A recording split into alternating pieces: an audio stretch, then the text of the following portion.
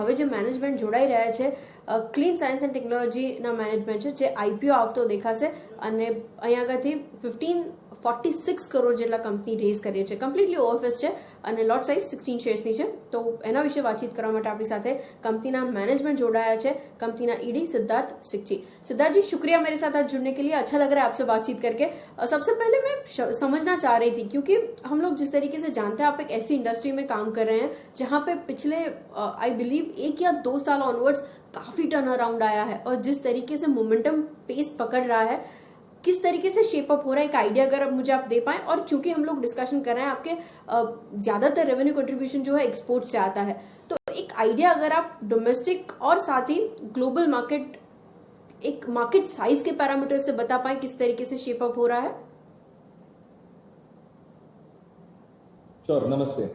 तो पहले मैं आपको बताता हूं कि जो हमारा पिछला 2 साल है काफी अच्छा रहा, इंटरेस्टिंग रहा, क्योंकि हमारा ग्रोथ काफी बैकवर्ड इंटीग्रेशन हमने किया है, जिसकी वजह से हमारा मार्जिन बिल्टअप हुआ है. सो जो प्रोडक्ट हम पहले मार्केट से खरीदते थे या कन्वेंशनल टेक्नोलॉजी से बनाते थे, उसके जगह हम एक interesting vapour face catalytic technology हमने इंट्रोड्यूस की, जिसकी वजह से हम हमारे खुद के रॉ मटेरियल बहुत ही कॉम्पिटिटिव और सस्टेनेबल वे में बनाने लग गए. और जैसे जैसे वो वॉल्यूम बढ़ता गया, हमारे मार्जिन इंक्रीज होते गए. सो ये कारण है कि पिछले 2 साल में हमारा मार्जिन बिल्टअप हुआ. जो आपने कहा एकदम सही है कि 70% हमारा मार्केट एक्सपोर्ट रेवेन्यू से बिल्टअप होता है और ये मार्केट काफी हमारे कुछ प्रोडक्ट्स का ग्रोथ करीबन 5 to 7% ग्लोबल मार्केट शेयर बढ़ रहा है और दूसरा कोई प्रोडक्ट है जो हमारा 10 से 12% भी ग्रो हो रहा है. ये सब अकाउंटेबिलिटी जैसे जैसे हम हमारी कैपेसिटीज बढ़ाएंगे, दीज मार्केट, ये जो अनटैप्ड मार्केट जो हम कहते हैं, वो हम रीच करने की कोशिश करेंगे.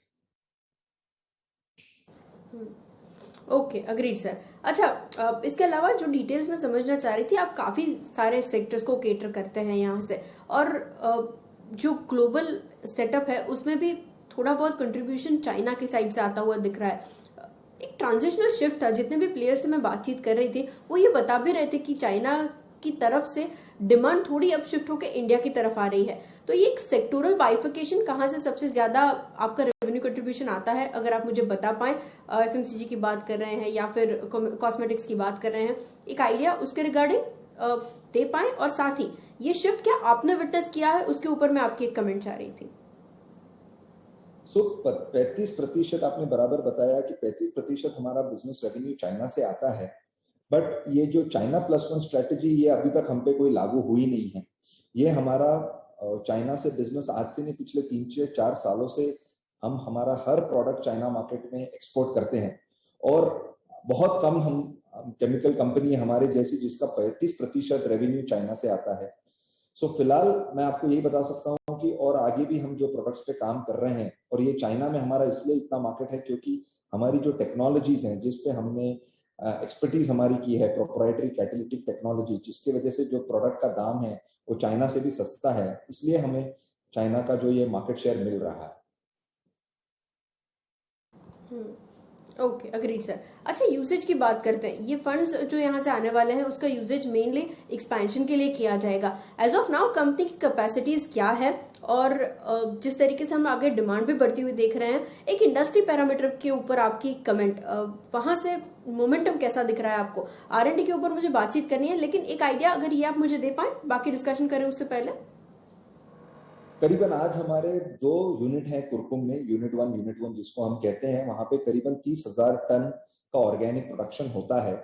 यूनिट 3 हमारा न्यूअर फैसिलिटी है जिसका कंस्ट्रक्शन चालू है, कोई फेज 1 प्लांट चालू हो गए हैं. उसमें हमारा अनुमान है कि अगले 2 साल में 15,000 टन कैपेसिटी यूटिलाइजेशन वहां से होगा. और फिर यूनिट 4 है जो हमारा नया है, जो हमने खरीदा है अभी प्लॉट MIDC से, विच इज जो हमारा सबसे बड़ा लैंड है, जो करीबन 17 एकड़ है. उसका एनवायरमेंटल क्लियरेंस होने के बाद उसका हम कंस्ट्रक्शन चालू करेंगे जनवरी 2022 से. तो अगले साल 1.5 साल में उसका भी आउटपुट हमें देखने को मिलेगा.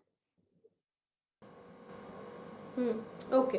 अच्छा सर, मैं एक चीज आपके कॉस्ट ऑफ प्रोडक्शन के बारे में समझना चाह रही थी, क्योंकि मैं जितने भी एनालिस्ट के साथ बातचीत कर रही थी, यहाँ से एक चीज जो हाईलाइट हो रही थी वो आपका जो कॉस्ट ऑफ प्रोडक्शन है वो सबसे लोअर है, उसी पे हाईलाइट हो रहा था. आप आई एग्री, ग्लोबल के अंदर तो काफी अच्छा प्रेजेंस है आपका, इंडिया के अंदर किस तरीके से ये अपॉर्चुनिटीज इरप्ट होते हुए देख रहे हैं? आई एग्री, आप फॉरवर्ड लुकिंग स्टेटमेंट्स तो नहीं देंगे, लेकिन नेक्स्ट 2 to 3 years विजिबिलिटी क्या रहेगी? सो मैम, आपने जैसे राइटली बताया कि हमारा कंपनी का सबसे बड़ा डीएनए आर&डी रहा है, और हमारी हमेशा कोशिश यही रही है कि हम जो भी प्रोडक्ट बनाएं उसको कम से कम कॉस्ट में हम कैसे बना पाए। इसके लिए हमने बहुत सारा आर&डी किया है कैटेलिसिस पे, और वही हम टेक्नोलॉजीज यूज करते हैं हमारे प्रोसेसेस में। सो इसी कारण कि दिस कैटेलिटिक टेक्नोलॉजी और कुछ हमारी जो टेक्नोलॉजीज हमने डेवलप की है वो हम पूरे वर्ल्ड में हम कुछ ही we are the only company जो ये वर्ल्ड में ये टेक्नोलॉजी कमर्शियलाइज हुई है। गोइंग फॉरवर्ड ऑल्सो हम लोग हमारा एग्जिस्टिंग प्रोडक्ट पोर्टफोलियो बढ़ाएंगे और नए प्रोडक्ट्स ऐड करते रहेंगे, जहां हम फिर नई टेक्नोलॉजीज पे काम कर रहे हैं, कैटेलिटिक प्रोसेसेस लाएंगे।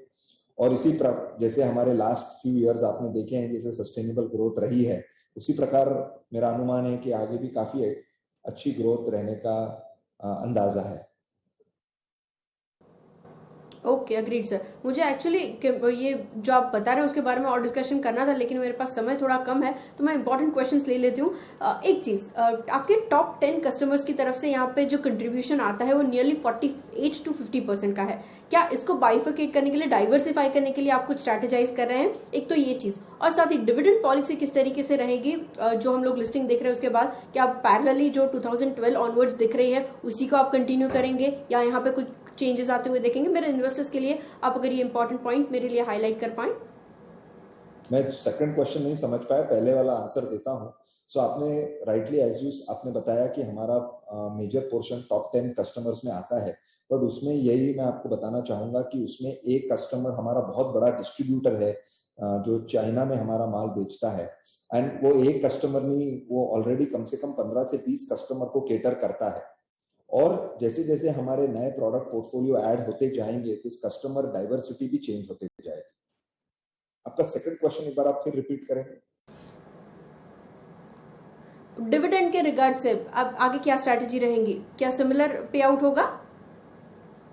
तो आगे हम जिस प्रोडक्ट पोर्टफोलियोज पे काम करेंगे वो इसी जो हमारे सेगमेंट्स है, performance chemical, pharmaceutical intermediates, agro intermediates या एफएमसीजी केमिकल्स, इसी पे ही हम जो नए प्रोडक्ट्स पे काम कर रहे हैं उनका एप्लीकेशन इसी सेगमेंट्स में होगा। क्योंकि अब हमको ये सेगमेंट समझता है, अब हमारे कस्टमर बेस काफी स्ट्रांग हो गया है, अब हमारे ग्लोबल स्टॉक पॉइंट्स बन गए हैं, ग्लोबल डिस्ट्रीब्यूटर्स बन गए हैं इस प्रोडक्ट्स पे, और इन सेगमेंट्स में बहुत बहुत ग्रोथ अपॉर्चुनिटी है। सो हम इसी सेगमेंट्स को पकड़ के आगे चलने की कोशिश पूरी करेंगे।